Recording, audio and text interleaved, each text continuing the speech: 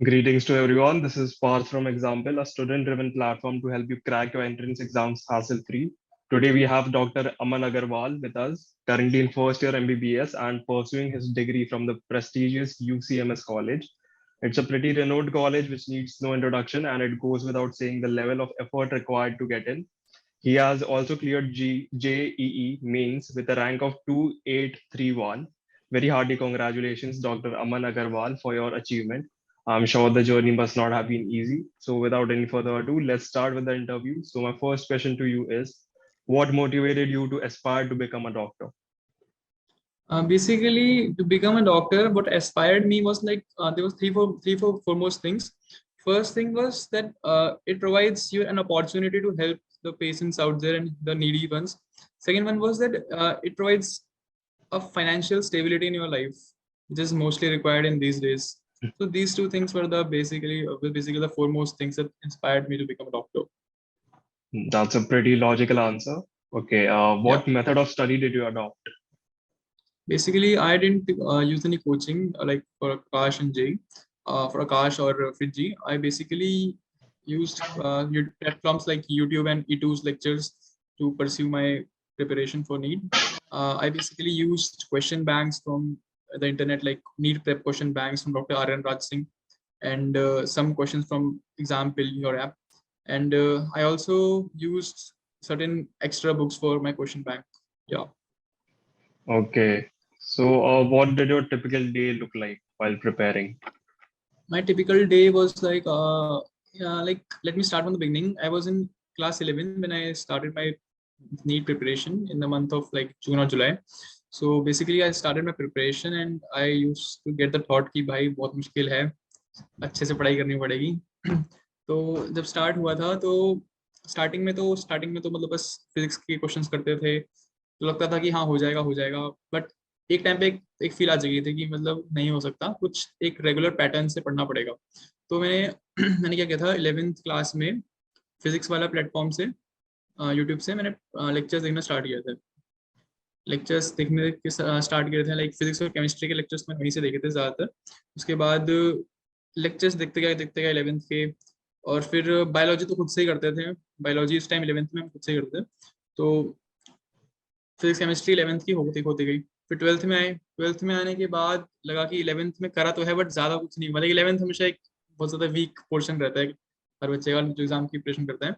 12th में आके हमने एक टारगेट रखा था कि अप्रैल से लेकर मैक्स टू मैक्स सितंबर तक सिलेबस कवर हो जाए. सारा 11th 12th का सिलेबस सारा ढंग से हो जाए.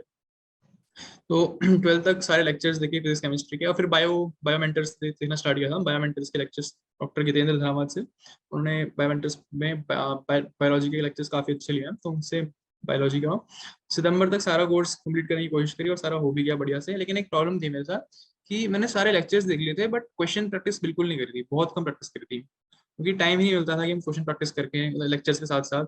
इवन तो पैंडेमिक में टाइम तो मिल रहा था, लाइक सुबह के 9 से 12 बजे तक, रात के 12 बजे तक टाइम था पढ़ने का, बट फिर भी नहीं हो पाया था. बट उसके बाद एक टिपिकल डे की बात करूँ तो typical day like 9 to 12 school के लेक्चर्स थे. तो स्कूल के लेक्चर्स में हम लोग एक वीडियो ऑन रखते थे और वीडियो ऑन रखने के साथ साथ लाइक यहाँ पे बेसिकली हम लोग लेक्चर देख रहे हैं या वीडियो पे या फिर किसी क्वेश्चन प्रैक्टिस कर रहे हैं नीट की प्रिपरेशन के लिए. तो स्कूल वूल्स तो इतना नहीं होता था.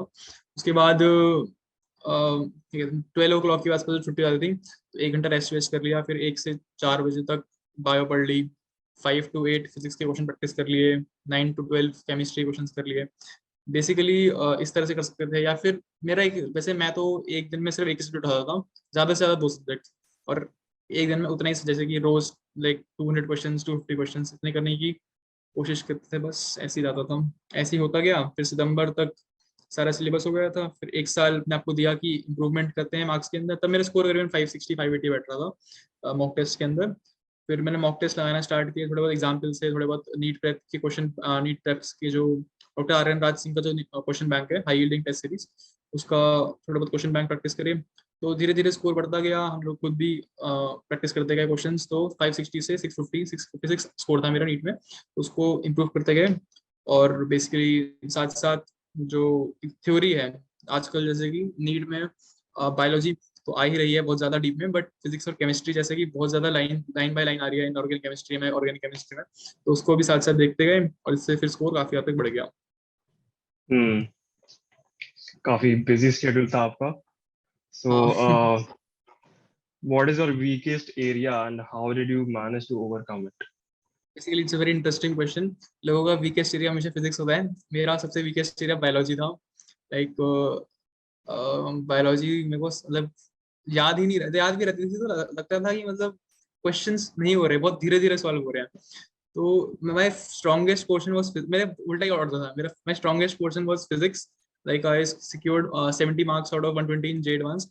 तो फिजिक्स सबसे स्ट्रॉन्गेस्ट था मेरा। उसके बाद केमिस्ट्री और बायोलॉजी मैं तभी छूता था जब बहुत अच्छा मूड है या फिर आज तो पढ़ना है बैठ के जम के, बहुत बहुत इंस्पिरेशन है, बायोलॉजी पढ़ रहा हूँ। बेसिकली फिजिक्स मेरा बहुत इंटरेस्टिंग सब्जेक्ट था, हम्म। ऐसे जाता था मेरा दिन। और ओके। अभी के से बात करें तो इनऑर्गेनिक केमिस्ट्री सबका बेकार रहता है, मेरा भी थोड़ा वीक वीक एरिया था। लाइक क्वेश्चन स्टार्टिंग में प्रैक्टिस नहीं होते थे, बट एनसीईआरटी पढ़ना स्टार्ट किया 2 बार 4 बार, तो उसके भी क्वेश्चंस लगाना स्टार्ट हो गए। Okay. Hmm. So, how do you deal with pressure? I mean, with the preparation of MBBS and NEET and stuff, there must be a lot of pressure coming your way. So, how do you deal with that? या it's another interesting question. Like basically students को starting में बहुत ज्यादा doubt होता है कि selection हो पाएगा या नहीं हो पाएगा।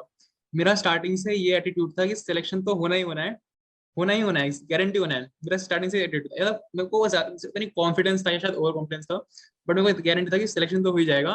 बस जो रोज चल रहा है रोज का शेड्यूल उसे मेंटेन करके रखना है एग्जाम डे तक, रोज के शेड्यूल को बस। तो प्रेशर आता था लाइक जब मेरा सारा सिलेबस हो चुका था सितंबर अक्टूबर तक, तब बहुत ज्यादा प्रेशर था कि सारा सिलेबस पढ़ लिया है फिर भी 560 580 स्कोर आ रहा है, तो मार्क्स क्यों नहीं बढ़ रहे, मार्क्स क्यों नहीं बढ़ रहे।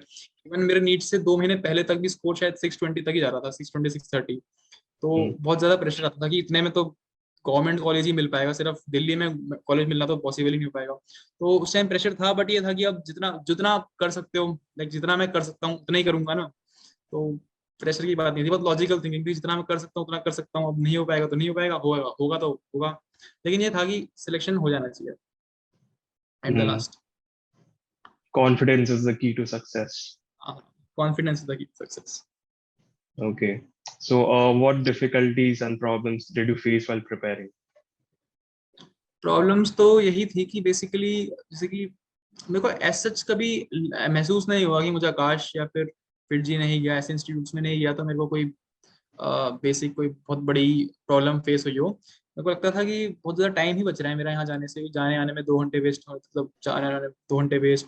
फिर इस तरह से वहाँ पे दोस्तों से मिल रहे हैं तो उनके साथ बातचीत कर रहे हैं, गटर मस्तियाँ कर रहे हैं, है ना। तो ये घर में रह के एक मतलब एक डिसिप्लिन था कि घर में मम्मी पापा के आसपास रह रहे हैं, तो एक डिसिप्लिन था। लाइक पापा का बहुत बड़ा रोल था मेरे, सबसे बड़ा रोल मेरे पापा का ही था मेरे। लाइक कि एक डिसिप्लिन बना हुआ था घर में कि आया है स्कूल से आ रहा हूँ पढ़ रहा हूँ। वहां जाने में पता नहीं चलता ना, जैसे कि जा रहे हैं क्या कर रहे हैं पता नहीं चलता है, 6 7 घंटे कहाँ गए। तो Hmm. ये दिक्कत रहती है। और घर में ही रहता है कि आराम से, लाइक मैं अगर ऑनलाइन लेक्चर्स भी देख रहा हूँ तो ऑनलाइन लेक्चर्स भी बेसिकली 1 घंटे का लेक्चर है, 1 घंटे में कवर हो रहा है। वहां पे 1 घंटे का लेक्चर है, आपके ऊपर प्रेशर है कि आपको समझ आ रहा है नहीं आ रहा है। मेरा ये है कि समझ नहीं आ रहा तो 10 मिनट का ब्रेक ले लिया। तो ये मुझे एक बहुत बड़ा एडवांटेज मिलता था ऑनलाइन पढ़ने से। Hmm. So, नीट का preparation like काफी time and energy hungry होता होगा. But like, how do you maintain a healthy personal and study life balance? इसमें तो सबसे बड़ा रोल पेरेंट्स का ही रहा है। मैंने तो कभी पर्सनली कभी ध्यान नहीं दिया इन सब चीज़ों पे, लाइक पर्सनल कि क्या खा रहे हैं, खाने को मिल रहा है, क्या पीने को मिल रहा है, कि पेट मतलब भूख लग रही है या नहीं लग रही है। लेकिन इससे तो पेरेंट्स का ही रोल रहता है। उस टाइम तो बस एक ही चीज़ था ना, दिमाग में बस एक चीज़ घुसती थी, बस सिलेक्शन हो जाए, बस सिलेक्शन हो जाए। क्या खा रहे हैं क्या पी रहे हैं कुछ मतलब नहीं था उससे। तो ये सब इसका बहुत बड़ा हाइजीन का बड़ा रोल तो पेरेंट्स का ही रहता है। हम्म। ओके, बट ऐसे पर्सनल लाइफ में ऐसे कुछ नहीं लीजर पर्सनल लाइफ तो टाइम, तुम त्याग देती हो, पर्सनल लाइफ तो 11th के बाद सब त्याग देती है। लाइक प्यार मोहब्बत धोखा है, पढ़ लो यही मौका है, उस टाइम तो ये चल रहा था। कोई लीजर टाइम नहीं, कोई ऐसे मजा नहीं, सिर्फ नहीं पढ़ाई? व्हाट्सएप भी नहीं। हाँ मेरे पास व्हाट्सएप भी नहीं था। लाइक आई यूज्ड टू बस मेरे पास एक बहुत बड़ा जो मेरा पूरा एंटरटेनमेंट था वो बेसिकली मूवीज थी। मैं बेसिकली 2x पे मूवीज देखता था, और सिर्फ खाना खाते हुए मूवीज देखता था मैं 2x पे, और 2 दिन में एक मूवी कंप्लीट कर लेता था। तो वही मेरा सब हम्म। एंटरटेनमेंट था बेसिकली बस। ओके। सो ये यूट्यूब पे जो आप देखते थे लेक्चर्स वगैरह वो भी 2x पे? नहीं, वो तो मतलब 1.5 1.2x के आसपास, लेकिन यूट्यूब के लेक्चर्स, हाँ लाइक यूट्यूब के लेक्चर्स भी होगी, उतना सारा कंटेंट होता है, लाइक एक एक चैप्टर के 15 15 घंटे 20 20 घंटे के लेक्चर्स होते हैं, तो देखने पड़ते हैं। ओके। हम्म। या Okay, so almost 15 to 20 lakhs students gave NEET in as the same year as you. So everyone must have prepared well, right? You know, it's NEET, so everyone like gives their best. But what did you do differently which resulted in your success? Personally इसके मैं दो aspects बताना चाहूंगा। कि पहला aspect तो ये कि इट इज नॉट दैट कि सारे बच्चे ढंग से प्रिपेयर करते हैं।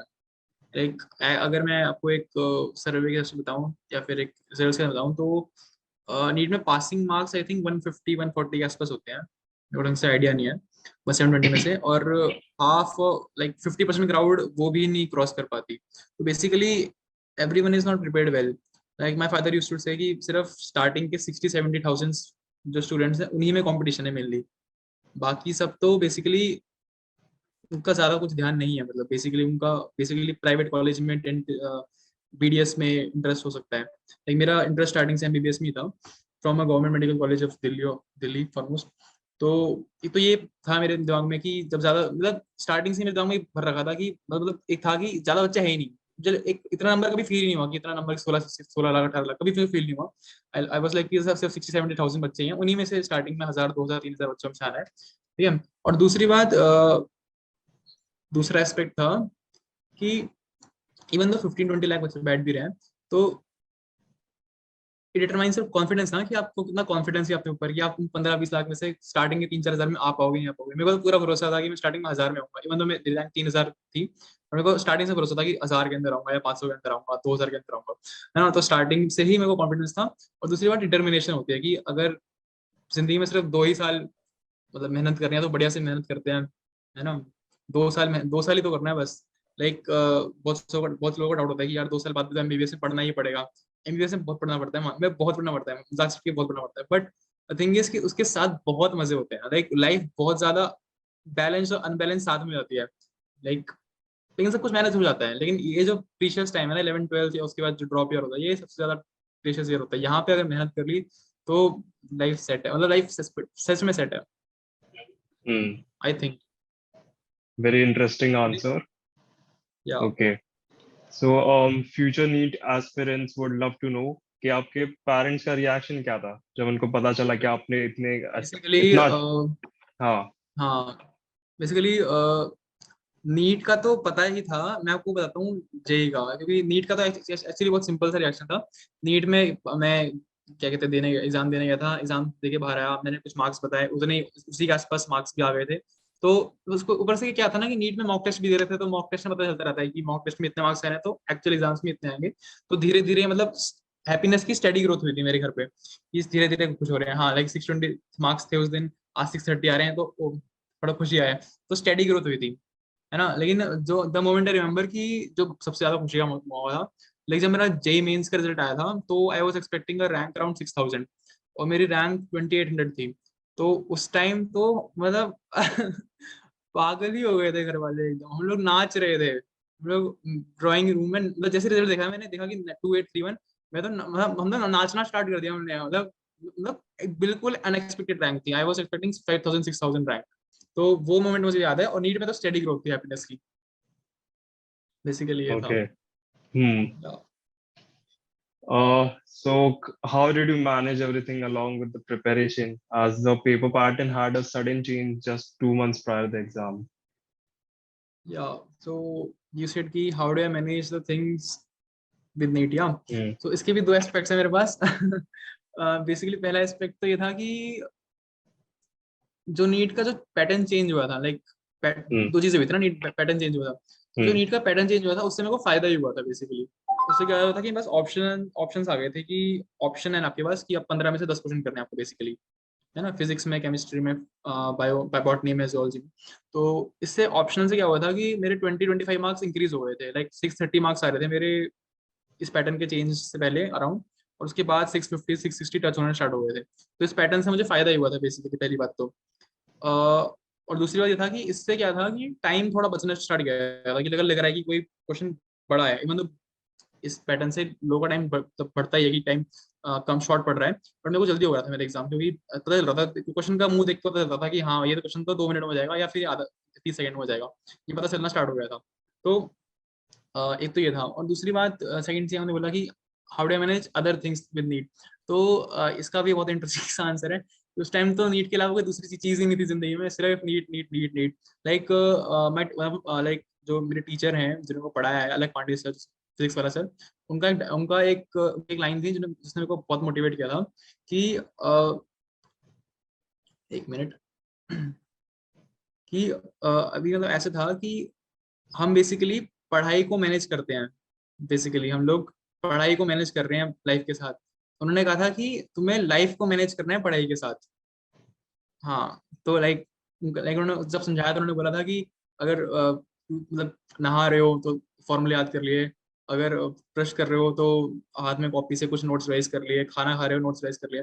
तो वो चीज़ ने मेरे को काफी इन्फ्लुएंस किया था कि बात तो सही है, क्योंकि इस पीरियड ऑफ टाइम में सच में जरूरी है कि हम लोग लाइफ को मैनेज करते रहें पढ़ाई के साथ। तो ये चीज़ मेरे को काफी मोटिवेट की थी। ओके, काफी इंट्रीगिंग आंसर्स है आपके, अमन। Okay, so any other books that you referred to other than NCRT for your preparation? या आई रेफर्ड चलो मतलब इसके भी 3 सब्जेक्ट्स है ना हमारे, तो ये सब्जेक्ट से मैं स्टार्ट करता हूँ। लाइक बायोलॉजी में तो मैंने रेफर करने की कोशिश करी थी 11th में। लाइक 11th में मुझे लगता था कि 2019 का पेपर तब तो रिलीज हुआ था, तब लगता था कि 3-4 क्वेश्चन बाहर से आ रहे हैं तो उनकी प्रिपरेशन करनी चाहिए, ऐसा वैसा। तो मोटी मोटी बुक्स पढ़ना स्टार्ट करी थोड़े, एक 2 दिन। लेकिन मेरे पापा ने बोला कि ये सब जरूरत तो है नहीं, क्योंकि 90 क्वेश्चन में से 4 क्वेश्चन आ रहे हैं, क्या ही फर्क पड़ता है, अगर बाकी 86 सिक्योर कर मतलब। उस टाइम तो पैटर्न स्कूल मतलब नीट का स्कोर भी इतना हाई कट ऑफ था नहीं कि 4-5 क्वेश्चन से इतना फर्क पड़े, इवन तो फर्क पड़ता है। But as gradually with years 2021 का पेपर, 2022 का 2020 का पेपर ऐसा था कि सारे क्वेश्चन और एनसीईआरटी के अंदर से ही थे। तो उसके बाद मैं समझ आ गया कि मतलब 12th में समझ आ गया था कि सिर्फ एनसीईआरटी ही करनी है, एनसीईआरटी के अलावा कुछ करने की जरूरत नहीं है। तो 12th में सिर्फ और सिर्फ एनसीईआरटी को 10 बार 20 बार पढ़ना स्टार्ट किया। और एमटीजी की बुक आती है, एमटीजी में जो बुक होती है तो प्रीवियस ईयर क्वेश्चन की बुक आती है, एक आती है एमटीजी की फिंगर टिप्स। तो ये दोनों बुक्स मैंने बेसिकली यूज करी थी बायो के एमसीक्यू यूज करने के लिए। और टाइम बचे तो आप नीट प्रेप के क्वेश्चन बैंक यूज कर सकते हो या एग्जाम्पल के क्वेश्चन बैंक यूज कर सकते हो। और फिजिक्स में बेसिकली तो बेसिकली एनसीईआरटी आपको, एनसीईआरटी की रीडिंग पहले नहीं करनी चाहिए। बेसिकली पहले आपने एक बार बढ़िया से अपने लेक्चर्स देख लिए, क्वेश्चन प्रैक्टिस कर लिए, तो at the end like exams से 5-6 महीने पहले या 2-3 महीने पहले आराम से रीडिंग मार सकते हैं हर एक चैप्टर की। और एक चैप्टर मतलब 2 बार रीडिंग मार लो एक चैप्टर की, और मेन मेन पॉइंट अंडरलाइन कर लो, काफी है एनसीईआरटी के लिए। और क्वेश्चन प्रैक्टिस की बात करें तो क्वेश्चन प्रैक्टिस फिर से एग्जाम्पल या फिर नीट टाइप क्वेश्चन बैंक होता ही है। और मैंने जो बुक रेफर की थी वो थी DC Pandey for physics as well as NEET type question bank and example. और केमिस्ट्री के लिए मैंने यूज किया था, मैंने केमिस्ट्री में स्टार्टिंग में मुझे लग रहा था कि ऑर्गेनिक केमिस्ट्री मुश्किल आती है नीट, मुझे ऐसा लगता था। तो मैंने मुझे तो बुक्स का नाम भी याद नहीं है अब, बट हिमांशु पांडे नाम से एक थे शायद, हिमांशु पांडे नाम से एक थे ऑर्गेनिक की, वो थोड़ी सॉल्व करने की कोशिश करी थी और करी भी थी बल्कि। और ऑर्गेनिक तो इससे करी थी, इनऑर्गेनिक सिर्फ एनसीईआरटी से, और मतलब एनसीईआरटी के क्वेश्चंस देख लिए, बैक एक्सरसाइज के थोड़े बहुत एमसीक्यूज देख लिए कहीं से मिले। मतलब इनऑर्गेनिक तो बेसिकली आपको याद ही करनी होती, तो इसमें इतनी एमसीक्यूज की जरूरत नहीं पड़ती। फिजिकल केमिस्ट्री के लिए बेसिकली एग्जाम्पल के क्वेश्चन बैंक्स या फिर नीट के क्वेश्चन बैंक्स। ओके, सो आपको अपने ड्रीम कॉलेज में आके कैसा लग रहा basically dream college was MAMC for me and as well as है? Okay, BMMC. UCMS was one of my other options. Like UCMS was my third option. Like basically जब मेरा नीट का result आया था और जब मैं नीट का पेपर देके आया था तो मेरे पास 3 ऑप्शन, मतलब मेरे को लग रहा था कि 3 कॉलेजेस नहीं होना है ले देके, या तो मौलाना आजाद मेडिकल कॉलेज या फिर सफदरजंग या यूसीएमएस। तो बेसिकली लास्ट में यूसीएमएस में हुआ था कि इस बार का कट ऑफ बहुत ज्यादा वेरिएशन कट ऑफ थी, बहुत अनएक्सपेक्टेड रैंक आई थी लोगों की इस बार बहुत ज्यादा। तो बेसिकली लास्ट में यूसीएमएस मिला, बट द थिंग इज कि it's still a dream college because ये दिल्ली यूनिवर्सिटी में ही आता है। तो basically I am happy with it. And starting में लगता था कि मतलब कि डीयू की रिकॉग्निशन मुझे स्टार्टिंग में पता नहीं थी। DU इतना रिकॉग्नाइज्ड कॉलेज है, but now I am happy कि I am in a college of Delhi university of Delhi. So basically I am very happy. Hmm. तो अमन, आप इतना दिन में 10-10 घंटे, 15-15 घंटे पढ़ते हो, तो फोकस तो इधर उधर होता रहता होगा दिन में. But what helps you focus the most? What's your number one tip to focus? Focus के लिए number 1 tip, let me recall, क्योंकि जब से मेडिकल कॉलेज में आया तब से तो इतना कुछ खास पढ़ नहीं रहे. अभी तो उस टाइम तो बहुत फोकस पढ़ते थे. फोकस की टिप तो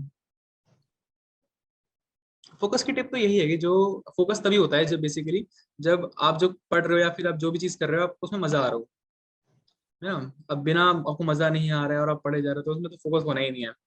तो फोकस की टिप यही है कि जो पढ़ रहे हो उसको दिमाग में बैठा लो कि ये मजेदार चीज है.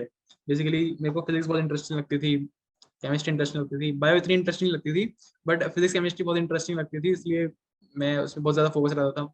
बायो में थोड़ा बहुत टाइम मतलब थोड़ा सा क्या होता था, मेरा थोड़ा माइंड डाइवर्ट होता था. तो मैं क्या करता था कि एक पेपर या पेन लेके बैठता था, जिससे कि अगर हाथ में मेरे कुछ, अगर मैं कुछ रीड कर रहा हूँ तो बेसिकली अगर मैं कुछ ना कुछ लिखते रहूंगा, साथ साथ कुछ ना कुछ लिखते रहूंगा, तो मेरा फोकस उसी पे रहेगा. इवन दो ये टाइम थोड़ा ज्यादा खा सकता है, आपको 2 घंटे में चैप्टर रिवाइज हो रहा है वो 3 घंटे में रिवाइज होगा, बट बेसिकली ये मतलब बहुत ज्यादा कॉन्शियसनेस के साथ बेसिकली फोकस के साथ रहता है इसमें, आपका फोकस पूरा रहता है. ओके, या okay, that's a very nice tip. um so what's your last movement strategy for NEET? Last moment strategy क्या था इसके, मेरे पास एक स्टोरी है. एक हफ्ते पहले क्या हुआ था नीट के, मैंने एक OMR भरी थी.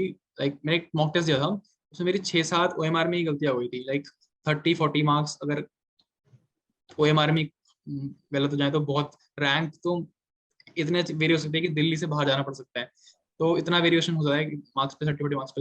तो बेसिकली ये था कि तो द थिंग इज की द टिप इज कि घबराना नहीं है. अगर कुछ भी बहुत बड़ी बड़ी चीजें हो रही हैं, घबराना नहीं है. मैं कभी मतलब इतना घबराया नहीं. लाइक मुझे लगता था कि हो जाएगा. आई वॉज वेरी, मैं स्टार्टिंग से पॉजिटिव एटीट्यूड था कि हो जाएगा, कुछ ना कुछ तो हो ही जाएगा. तो स्टार्टिंग से एक पॉजिटिव एटीट्यूड, घबराना नहीं है. लाइक सिर्फ यही नहीं है कि सर नीट नहीं हुआ तो कुछ नहीं होगा जिंदगी में, घबराना नहीं है. लाइक ये बेसिकली टिप है, एक हफ्ते बाद पहले की.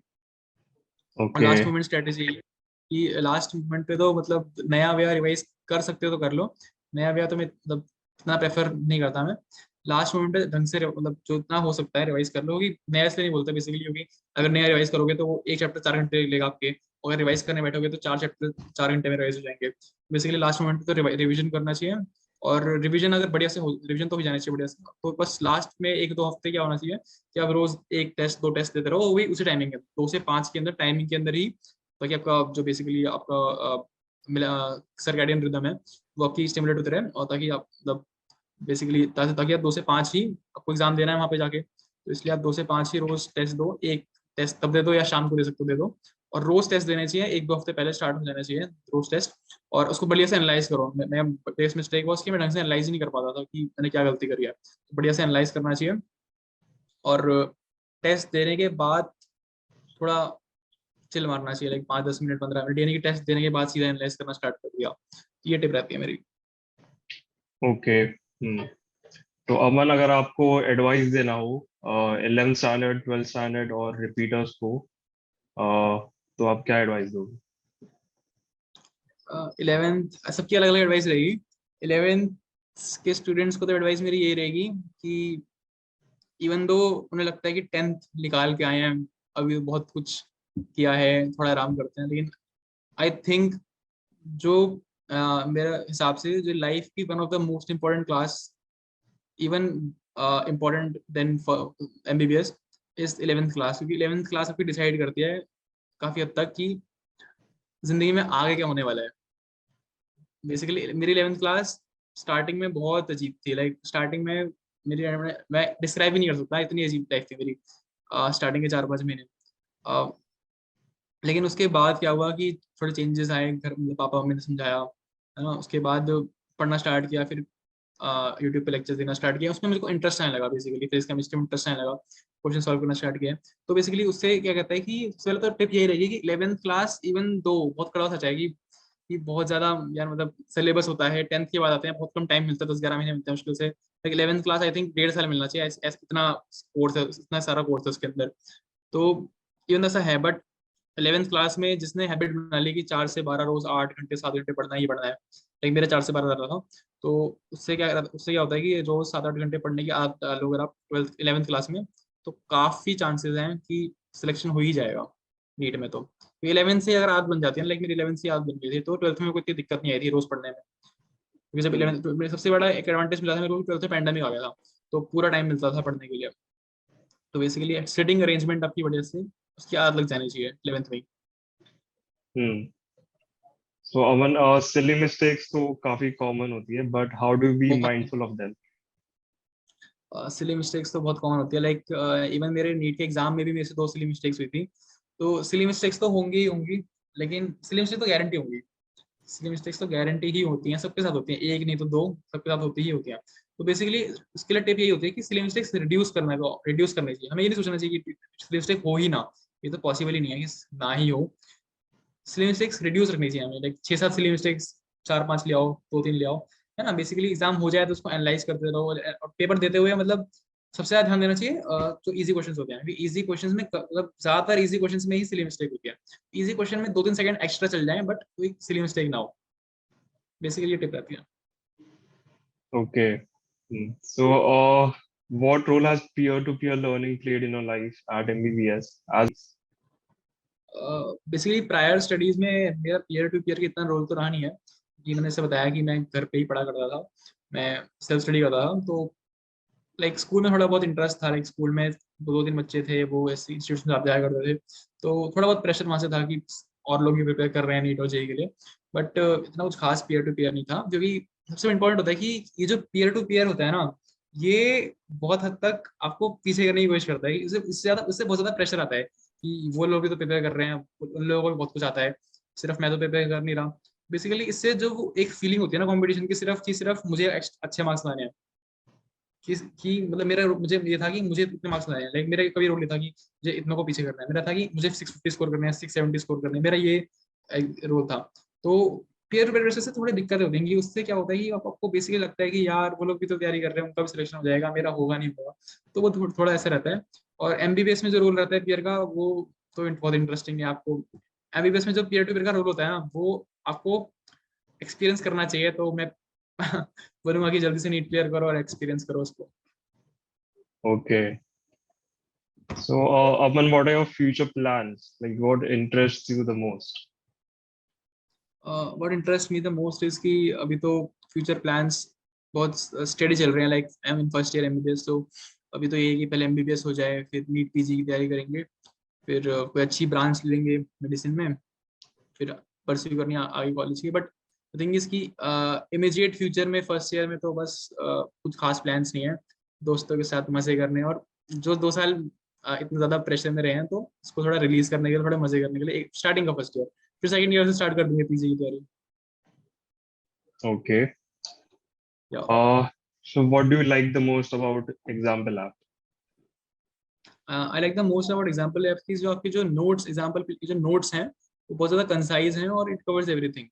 मैंने इसके नोट्स यूज करे थे, तो it's like even though I prefer making notes bye my self, but still अगर किसी सब्जेक्ट के नोट्स खो जाते हैं, लाइक 96 चैप्टर्स होते हैं नीट के सिलेबस में, अगर खो भी जाते हैं तो आप फिर से लेक्चर देखने तो बैठ नहीं सकते।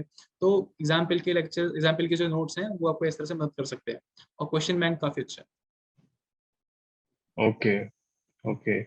So, आप फ्यूचर नीट एस्पिरेंट्स को क्या मैसेज देना चाहोगे, जो फ्यूचर आपके ही नक्शे कदम पे चलना चाहते हैं? फ्यूचर नीट एस्पिरेंट्स को तो मैं यही बोलना चाहूंगा कि इतना टेंशन मत लो। लाइक अगर मैं अपने आप को इमेजिन करूं कि as a NEET aspirant still, कि अगर मेरा लास्ट सिलेक्शन ना हुआ होता और मैं इस साल एग्जाम दे रहा होता, और मेरे पास एक बहुत बड़ा नंबर होता, लाइक इस साल 18.5 लाख लोगों ने नीट दिया है।